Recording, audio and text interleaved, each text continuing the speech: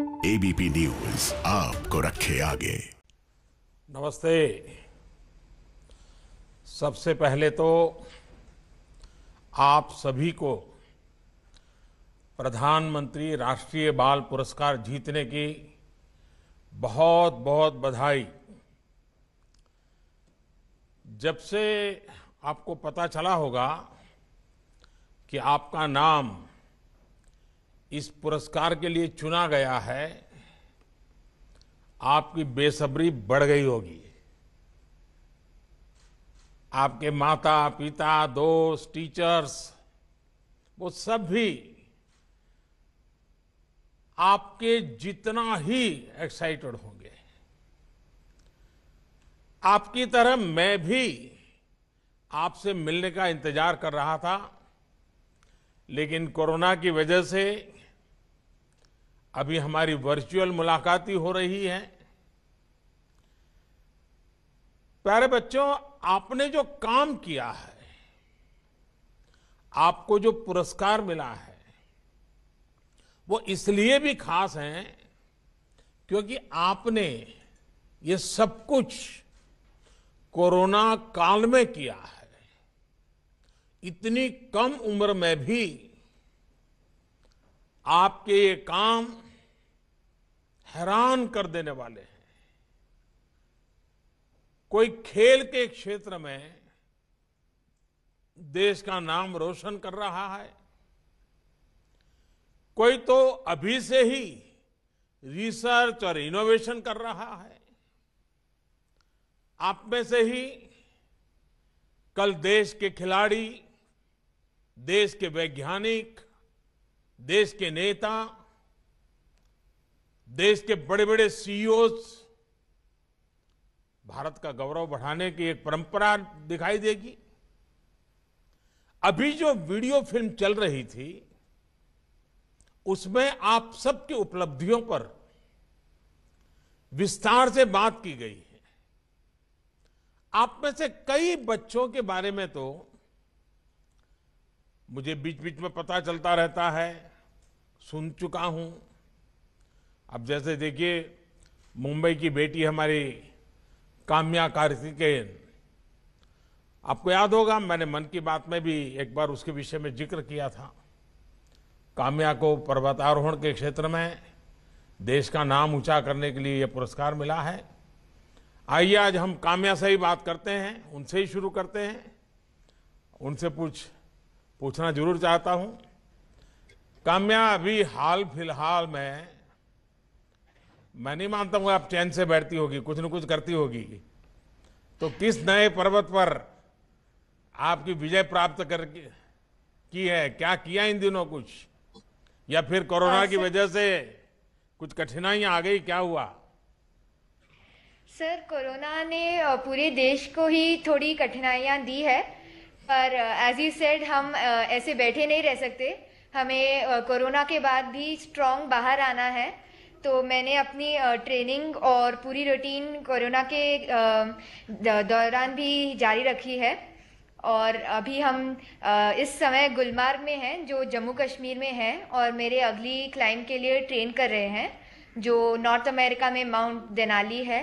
और हम जून इस साल में माउंट देनाली चढ़ने के लिए अभी ट्रेन कर रहे हैं सर। तो अभी आप बारामूला में हैं? जी सर, थैंकफुली ऑफिस ने हमें बहुत हेल्प किया है, एंड उन्होंने भी पिछले 3 दिनों से 24/7 काम किया है, और हम यहाँ पे बारामूला में आके आपसे मुलाकात कर पाए सर। तो आपके साथ और कौन है, परिचय करवाइए। सर, ये मेरी मम्मी हैं और ये मेरे पापा हैं सर। नमस्कार। चलिए, आपको बधाई हो। आपने बेटी का हौसला भी बढ़ाया है और आपने उसकी मदद भी की है, तो मैं ऐसे माँ बाप को तो विशेष रूप से अभिनंदन करता हूँ। अच्छा, सबसे बड़ा अवार्ड तो आपके लिए आपकी मेहनत और आपका मनोबल है। और आप तो पहाड़ों पर चढ़ती हैं, ट्रैकिंग करती हैं और पूरी दुनिया घूमती हैं, और अचानक ये कोरोना के कारण सब बंद हो गया। तो ये साल कैसे बिताया, क्या करते थी? सर मैंने कोरोना को एक अपॉर्चुनिटी समझा कि हालांकि मैं पर्वत अच्छा, नहीं चढ़ मतलब सकती। आपने भी आपदा को अवसर में पलटा। जी सर। हाँ, बताइए। सर पर्वत तो नहीं चढ़ सकती हूँ सर अभी जाके, पर मैंने ये समझा कि इस टाइम में मैं दूसरों को अपने समिट तक पहुँचने के लिए इंस्पायर कर सकती हूँ। तो मैं बहुत सारे स्कूल्स और इंस्टीट्यूशंस में वेबिनार्स दे रही हूँ और मेरे मिशन के बारे में भी बता रही हूँ और उसका मैसेज भी स्प्रेड करना चाहती हूँ सर। लेकिन फिजिकल फिटनेस के लिए भी तो कुछ करना पड़ता होगा। जी सर। सर यूजुअली हम रनिंग और साइकिलिंग के लिए जाते थे, बट पहले लॉकडाउन में ये अलाउड नहीं था। तो हम जो 21 स्टोरी की बिल्डिंग में रहते हैं मुंबई में, हम वहाँ पे सीढ़ियाँ ऊपर नीचे चढ़ते थे फिटनेस के लिए। और थोड़ा लॉकडाउन ईज होने के बाद थैंकफुली हम मुंबई शिफ्ट हुए हैं, तो हम सह्याद्री में जाके छोटे मोटे ट्रैक्स करते थे सर वीकेंड्स में। तो मुंबई में तो कभी ठंड क्या होती है पता ही नहीं चलता होगा। यहाँ तो आज बारामूला में काफी ठंड में रहती होगी आप। देखिए, कोरोना ने निश्चित तौर पर सभी को प्रभावित किया है, लेकिन एक बात मैंने नोट की है कि देश के बच्चे, देश की भावी पीढ़ी ने इस महामारी से मुकाबला करने में बड़ी भूमिका निभाई है। साबुन से 20 सेकंड हाथ धुलना हो, ये बात बच्चों ने सबसे पहले पकड़ी। और मैं तब सोशल मीडिया पर कितने ही वीडियो देखता था जिसमें बच्चे कोरोना से बचने के उपाय बताते थे। आज ये अवार्ड ऐसे हर बच्चे को भी मिला है।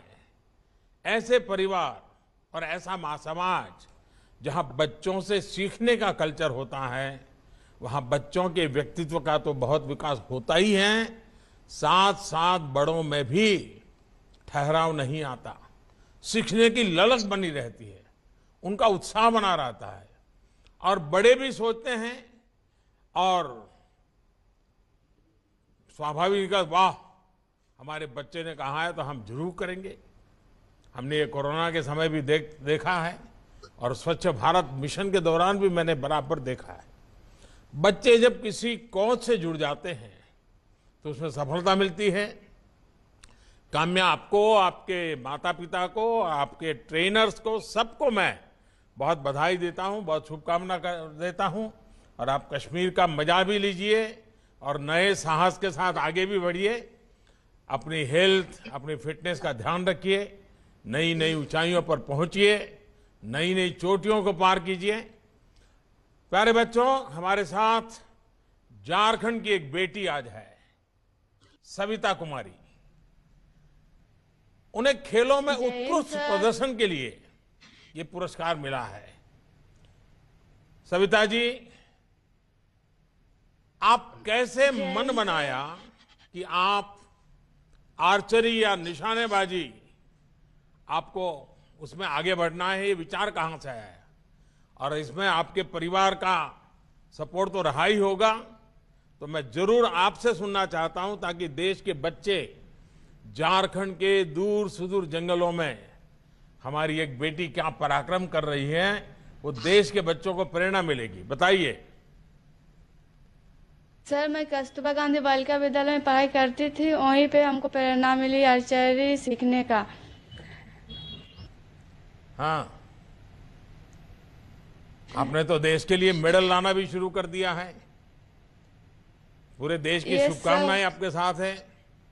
आगे के लिए आपके मन में क्या लक्ष्य है, कहां तक खेलना है? सर, हमको इंटरनेशनल में गोल्ड मेडल जीतना है, देश के लिए मेडल जीतना है। और नेशनल एंथम जब देश के लिए बजता है तो हमको अच्छा लगता है। वाह, आपके साथ कौन कौन है? सर, मम्मी आई हुई है और इधर पापा आए हुए हैं। अच्छा, ये कभी खेलते थे क्या? पिताजी ने कभी खेलकूद में हिस्सा लिया था? सर नहीं। अच्छा, सबसे पहले शुरू आपने किया? Yes sir. हाँ, तो अभी तुम्हें बाहर जाना होता है तो मम्मी पापा को चिंता नहीं होती है ना? सर, अभी तो सर है ना साथ में, तो सर के साथ जाते हैं। अच्छा अच्छा, आप ओलंपिक तक जाएं, गोल्ड लेकर आए, ये आपके सपने वाकई हिंदुस्तान के हर बच्चे को नए सपने सजने की प्रेरणा देते हैं। मेरी शुभकामनाएं हमेशा आपके साथ है।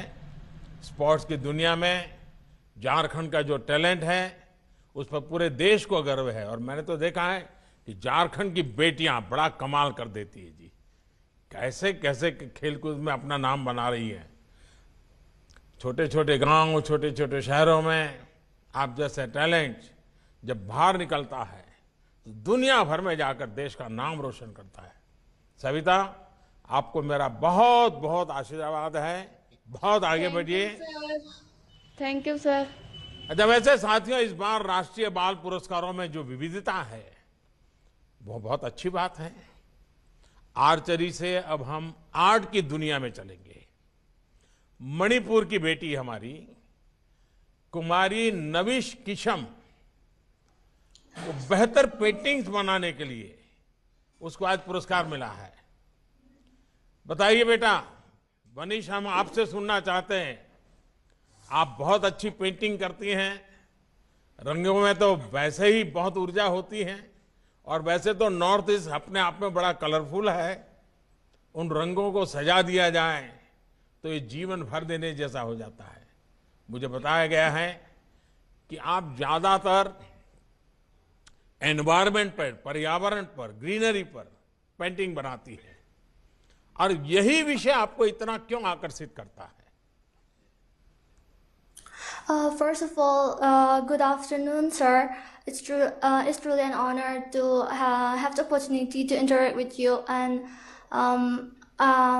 first, my name is Venice Kesam, and I made paintings based on environment because nowadays our environment is getting dirtier day by day. So there's a lot of pollution, even in Manipur also a lot of pollution is there. So I want to change it by planting more trees and save our environment, our plants and animals, our rare species. I want to save them. So in order to spread these messages to the people, as an artist, I drew this painting based on this theme.